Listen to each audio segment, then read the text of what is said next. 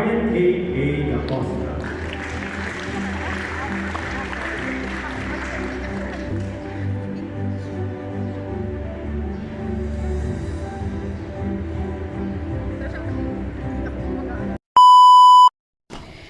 Hello, hello, hello! So for today's vlog, attend po kami ngayon ng recognition ng aking pamangkin. At heto na nga guys, at andito na kami sa University of Baguio. At ayan yung parents at yung anak na may honor. So kaming mga guests, dito muna kami sa labas, maghihintay at aming paunain ang mga parents and yung with honors. So ayun na nga, pinadaan kami sa likod para hindi magulo ang daanan.